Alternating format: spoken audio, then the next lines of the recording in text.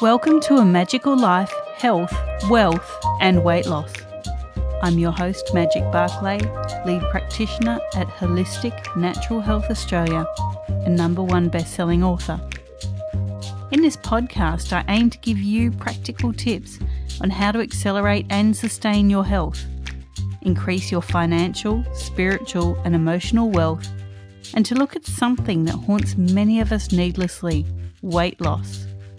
In some episodes, I'll have guests available to give you even more tips, but in others, the floor is yours. Drop us a line at A Magical Life Podcast on Facebook and let me know what you would like to know more about.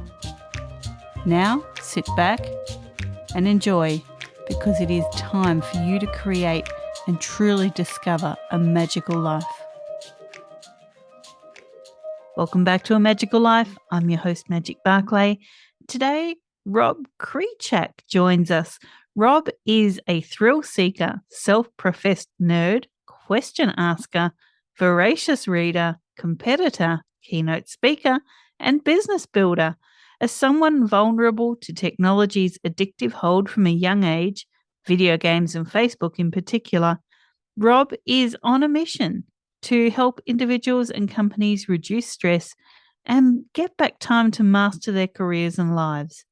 He founded Humans First to provide a one-of-a-kind consulting experience that analysed people's efficiency and energy by paying attention to their technology mindfulness. Welcome, Rob. Yeah, thank you so much for having me, Magic. Really appreciate the opportunity to chat with you and the listeners. Oh, thank you for joining us. Now, video games and Facebook. Which video games? Because I have two gaming sons here. So, if it's Diablo, I know it. If it's not, then I probably don't. Oh my God, do you know what's so funny, Magic? Is actually the game that I became addicted to in high school was Diablo 2. So that's so funny. Yes, Well, that there you was go. the game. I know Diablo 1, 2, and 3. Wow. I also know how addictive they are. They really are. And, and this was when I was addicted. This was in the mid-90s before most people even had a cell phone or an internet-connected computer at home. Me too. And do you know what? My kids didn't even know what Diablo was till I was playing it and they joined in. Oh my gosh. Own fault. I mean, that's the thing, is it's really hard to avoid these things sometimes, technology is just in every part of our lives. It is. Now, look, I love your bio. Thrill seeker, self-professed nerd, question asker. I love that you've attached these labels to yourself and you're so proud of them. That's fantastic. Yeah, thank you. My friends always say that I ask Rob questions. It's like, those are like the tough, hard to answer questions. Well, I ask magic questions and I'll try not to make them too tough. Here comes your first one. And that is, what can your expertise do to accelerate health, not just physical, but also emotional or spiritual health? Yeah. So if you think about what's happening in, really across the world, right? I know the statistic for America. I don't know what it is for Australia, but I think it's pretty comparable. In America, before COVID, the average person spent 12 hours and 21 minutes a day in front of screens and media. And so put it another way, that's like 3/4 of our waking lives, 7 days a week in front of technology. And, the name of my company, Humans First, is a reminder that the most love and happiness and joy and meaning in our lives comes from connecting with the hearts and souls of other people, not with technology. And so because we use technology for literally almost every aspect of our lives, I truly believe that being mindful with your technology and using it differently can literally impact almost every part of your well-being. It can make you happier, it can make you less stressed, it can make you be more present, more connected with people. It really does an incredible amount of things. It certainly does. And, people's mental health can take a dive and they don't realize it often when they're spending a lot of time on their screens and on technology. It's almost like we lose that human connection, which we need for mental health. So, what are some ways that you find you're mentioning to your clients to lessen their screen time? Yeah, there's so many ways I could take this answer. But I would say the main thing is that, the average person spends about 4 hours a day on their phone, and that's average, right? If you're a younger person, you probably spend quite a bit more, 5, 6, 7 hours. In fact, I have some people in my life who are young and they spend 10 hours a day on their phone, and that's just their phone, not to mention computers and TV. And what I just started coaching people on is to, take a look at your screen time each week and say to yourself, do I really need to be doing all the things that I'm doing on my phone? Or could I maybe cut out, let's say, half an hour or an hour a day and spend that time with other people? And a lot of the times we are able to cut some time out and, do more meaningful things with the people in life that we care about the most. And, if you think about it, whether you realize it or not, you speak with how you spend your time. And if you're spending, let's say, more time on social media than you are with the person that you care most about in your life, let's say that's your spouse, that's essentially telling them, hey, I actually care more about social media than you. And I know that can be hard for some people to hear, but I start to help people understand that those are the things that they're essentially doing when they use technology in a certain way. And then they have to decide whether or not social media is a higher priority than their spouse, or if the way that they use technology is serving them well. Sometimes it can be, and sometimes maybe it doesn't serve people well. Just depends. Exactly. Now, look, we talk about wealth here as well, Rob. People think that's just financial, and it can be, but we're also talking emotional and personal wealth. What would be your top three tips to the listeners to create wealth? Oh, so I would say the first one is, and then this is like much easier said than done, but it's productize yourself. In other words, think about what makes you unique or what you're really good at, and somehow make that into a product. And, that's been a challenge for me with this current business model, but I feel like I've finally been able to accomplish that. And, I'm really excited about that. Another thing I would say is delaying gratification, or knowing that, if you can put away some money or invest in your future today, really that compounded over time is incredibly helpful in the long run. And I guess the last thing I would say is to be deliberate with your time. If you are really deliberate with your time, which is, in my opinion, the most valuable thing on earth, it's not money, it's time, because every single person wakes up with 24 hours every single day. If you can be deliberate with your time and really focus on what matters most and spend your time in a way that serves you well, I think that ultimately allows you to build the most wealth. Some great tips. Now, we talk about weight loss here, and I know in the show notes that you sent me, you said you haven't battled your weight, but many people do, and that can often be connected to stress. Mhm. How can being addicted to your technology or spending too much time on your technology add to your stress, which is in turn linked to weight? Oh my God. I'm so glad you asked this, Magic, because if I had to summarize the last 4 years of my research, and in doing this, by the way, I read over 100 books and 2,000 articles and studies. And then, in addition to that, ran hundreds and hundreds of experiments on myself to come to this conclusion and bring this information to people. The summary of all that stuff that I just mentioned is the following. I think that technology increases our stress on a day to day and sometimes minute to minute basis. And at the same time, decreases our ability to deal with stress because it degrades our relationships, families, and communities, which is our social support system. The main way that humans deal with stress is to have a social support system. And so, if you're using technology a lot, what's happening is you have way more stress, way less perceived social support. I think that is a recipe for not all, but a good portion of the mental health crisis we have today. And so it could literally affect your stress levels throughout the entire day with how you're using technology. And so the whole concept behind technology mindfulness is for people to start becoming aware of the ways that technology is impacting their stress, their mental health, and their relationships. And to then, once they become aware, they can decide if they want to change their behavior or not. Fantastic answers. Okay, so we've covered the standard questions. Now I open the floor to you, Rob. What is something that you really feel the listeners would benefit from hearing? There's really so many things, it's hard for me to choose. But one of the things that I think is interesting is to think about how much time you could potentially save by working a little bit differently, right? By just doing your job slightly differently.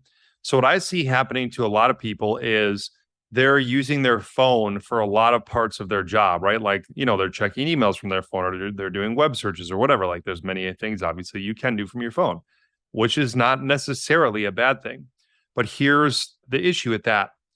Because a phone has a very small screen and a touch keyboard, not a physical keyboard, it takes the average person about twice as long to do something on a phone as doing the same thing on a computer, like a laptop or a desktop. And so, what I usually, I wish what people would understand is basically if you're doing, let's say 10 hours of work on your phone every week, if you did all that same work on a computer, you could save 5 hours a week or about half a workday and, save 5 hours of time. And so, really, what the trade off is when you're using your phone is trading productivity for convenience. Yes, a phone is way more convenient to use than a computer or a laptop. There's no question, but it's way less productive. So you have to ask yourself, what do I value more in this moment, convenience or productivity? And then decide if you want to use your phone or your computer.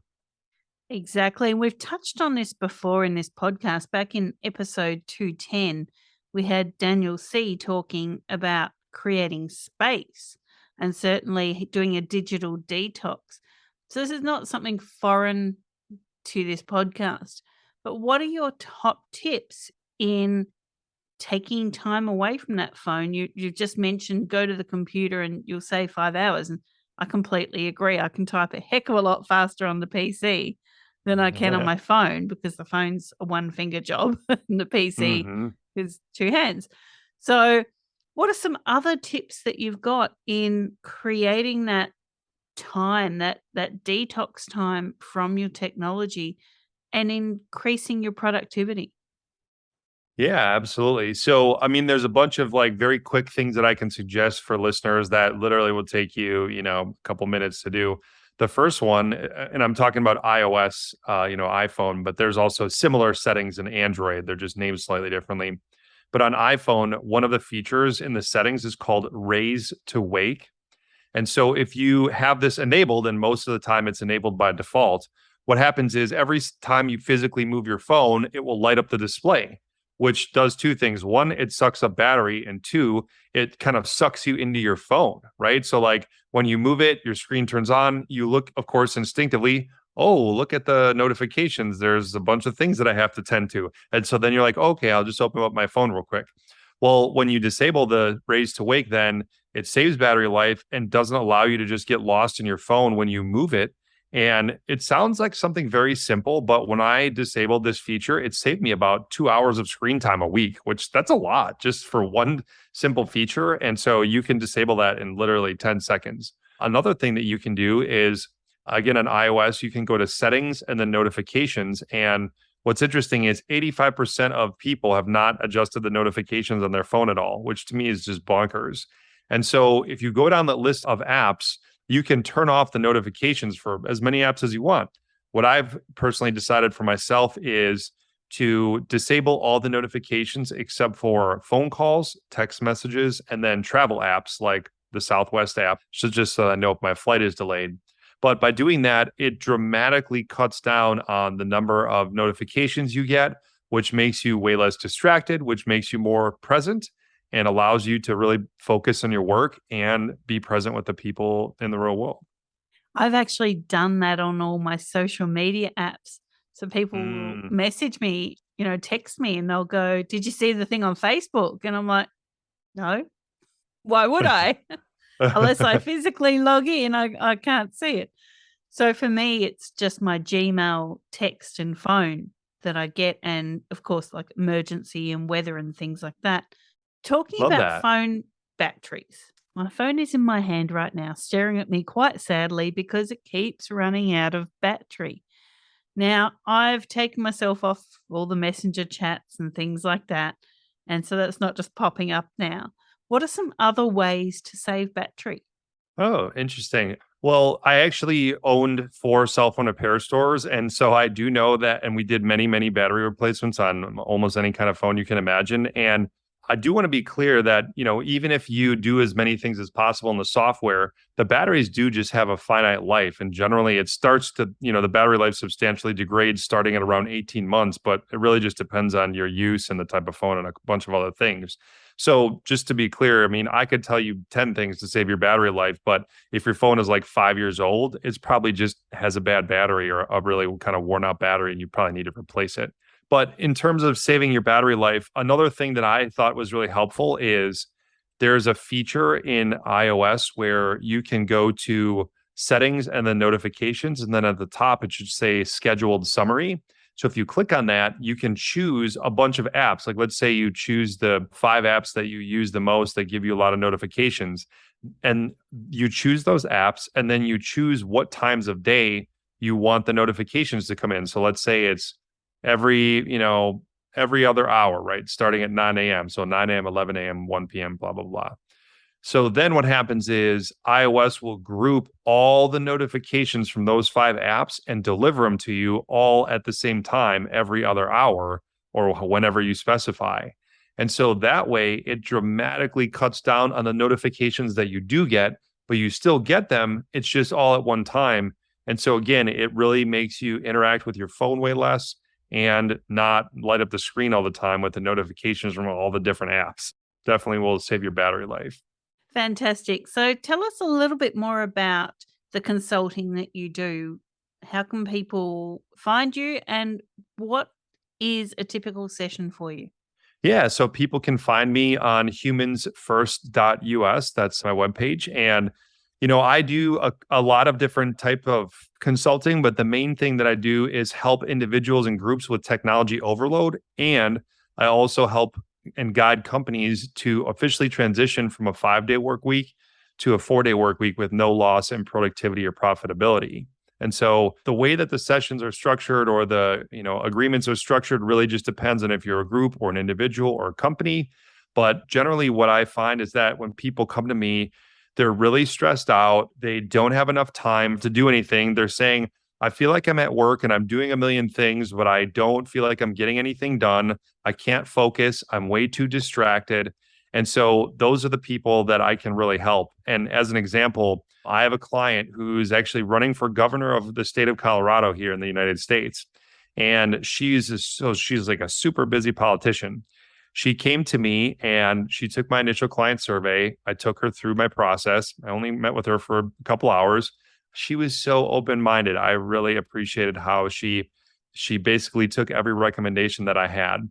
And we measured her screen time on her phone. And what we found is that I was able to save her over 40 hours per week of screen time on her phone. So over a work week's worth of week every single week in time. So, how do you do that? Is that through automation practices? Is it through keeping a log or like what are some practical ways to reduce your screen time? Yeah, I mean, I've already given, some of the ways, but, a lot of them are really just dependent on you, right? And like what you're doing or how you're using your phone. So for instance, one of the things that I do recommend for people, and, again, some people don't like to hear this, but the biggest time waster on phones by far is social media. Now, I do understand that there are some good uses of social media, and I think it's a tool just like anything else. But again, the average in the United States for social media use is 2 hours and 14 minutes. And I think Australia is pretty close. And that's per day, 2 hours and 14 minutes per day, right? So over half of your smartphone use in general for most people is social media, which to me is like kind of crazy, right? And so what I recommend to people is to do one of these two things. Now, they both involve you using social media as much as you want, as long as you want, as often as you want. It just makes it slightly less convenient. The first option is to completely delete social media from your phone, but then use it from a laptop or a computer. That way, you have to be much more intentional and deliberate with your use, and but you can still use it in all the ways that you could on your phone. The second thing that I recommend, or the second option, I guess, is to take all your social media apps and then move them to the very last page of your apps, right? So all the way to the back. So what that means then is that when you want to use your social media, you have to scroll a bunch to get to that app, and it purposefully makes it slightly more difficult to use, and that's the whole point. We want it to be difficult or more difficult so that you're not on it as much. And I think that when you change that, even if you just, for instance, move it to the back of your phone screen, you'll realize that you are using it probably way more than you needed to, and that it really isn't a necessity in your life anymore. Fantastic. Now we've covered so much here. One last thing. We love freebies. What can you offer the listeners and where can they find it? Yeah, well, I'm happy to offer the listeners, Magic, a free 30-minute technology mindfulness consultation call with me. All the listeners would need to do is email me to redeem that. My email address is Rob, R-O-B, at humansfirst.us. And if they just mention this podcast in the subject line, I'm happy to set up a call with them. Very generous. Thank you. Do you have any parting words for the listeners other than put your phone down? Yeah, well, this was so meaningful to my wife and I that we said this at our wedding. So the amount of love, success, and happiness in this world are infinite. And imagine how much love, success, and happiness we could all have together if we all decided to put humans first. Oh, that's so great. I love that. Thank you so much.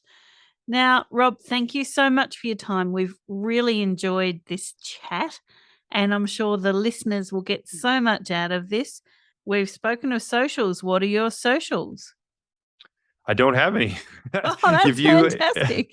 Yeah, I don't have any on purpose. So if you want to get a hold of me, you just go to humansfirst.us and then we'll chat. Or you can email me at rob, R-O-B, at humansfirst.us.